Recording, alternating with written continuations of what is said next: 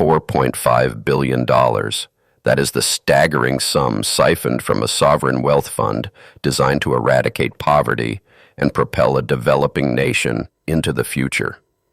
Instead of building infrastructure, these funds were meticulously drained to finance a dizzying global spree of unprecedented excess. This was not a simple bank robbery or a crude embezzlement scheme. It was one of the most audacious financial heists in modern history, orchestrated in plain sight through the very institutions entrusted with safeguarding the global economy. At the center of this labyrinthine deception stood a seemingly unassuming financier who cultivated an aura of absolute power and limitless wealth. He presented himself as a visionary advisor, leveraging political connections to launch what was supposed to be a strategic investment company for the public good. But beneath the polished exterior of diplomatic meetings and sovereign guarantees lay a meticulously crafted blueprint for catastrophic fraud. The architect understood a fundamental flaw in the financial world. If a lie is wrapped in enough complex paperwork, even the sharpest minds will fail to question it. The engine of this theft relied on the legitimate mechanism of sovereign bond offerings. To raise capital, the fund issued billions of dollars in debt, ostensibly to invest in energy and real estate projects. However, the true destination of these billions was obscured through a dizzying network of offshore shell companies. These phantom entities, registered in jurisdictions with strict corporate secrecy laws, were given names intentionally mimicking legitimate international businesses, creating a mirage of authenticity that fooled auditors and regulators alike. Moving such massive sums required a master class in creative accounting, a practice where financial records are manipulated to exploit loopholes and hide the true nature of transactions. Millions were categorized as standard consulting fees, while billions vanished under the guise of intercompany loans and joint venture investments that existed only on paper. The sheer volume of the transfers served as its own camouflage, overwhelming the standard compliance checks of the international banking system. But a fraud of this magnitude could not exist in a vacuum. It required the active, albeit sometimes willful, blindness of the world's most prestigious financial institutions.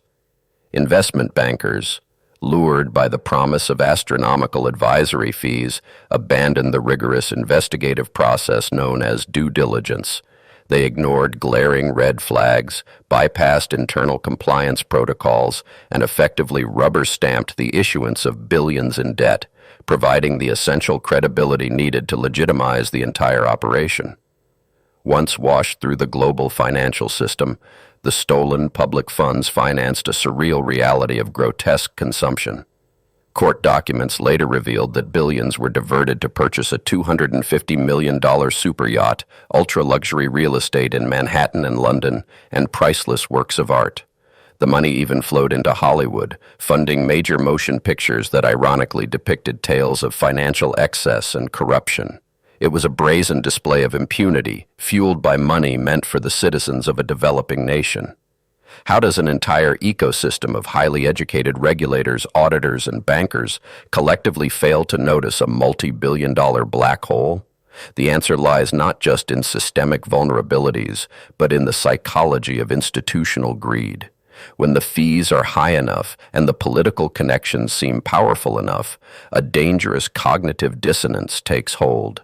The participants chose to believe the grand narrative of sovereign wealth, ignoring the increasingly desperate whispers of financial impossibility, because the illusion was simply too profitable to shatter. The collapse of this towering house of cards did not begin with a regulatory audit, but with the courage of internal whistleblowers and relentless investigative journalists. Leaked emails and thousands of pages of confidential financial documents slowly found their way into the hands of reporters. As investigators later uncovered, the meticulously constructed facade began to crack when the fund repeatedly missed interest payments on its massive debts, forcing a desperate scramble to cover the shortfall and exposing the hollow core of the enterprise. What followed was an unprecedented global dragnet. The United States Department of Justice launched its largest ever kleptocracy asset recovery initiative, filing civil forfeiture complaints to seize billions in stolen assets scattered across the globe. International warrants were issued, high-ranking political figures were arrested, and the prestigious financial institutions that facilitated the theft were slapped with record-breaking multi-billion-dollar fines. The legal fallout spanned continents, laying bare the interconnected nature of modern financial crime. Yet, amidst the spectacular asset seizures and corporate penalties, the most profound devastation was quietly absorbed by the public. The citizens of the defrauded nation were left to shoulder a crushing burden of sovereign debt, effectively mortgaging their economic future to pay for the extravagant crimes of a few. Vital infrastructure projects were canceled, public services were strained, and the fundamental trust between the people and their government was deeply, perhaps irreparably, fractured. The legacy of this scandal forced a brutal reckoning within global financial markets. It exposed severe blind spots in international anti-money laundering frameworks and highlighted the dangerous ease with which offshore secrecy jurisdictions can be weaponized. Regulators worldwide were forced to reevaluate the efficacy of their oversight, recognizing that traditional compliance models were woefully inadequate against state-sponsored actors utilizing sophisticated cross-border corporate structures. Ultimately, this monumental heist stands as a dark monument to the era of globalized finance.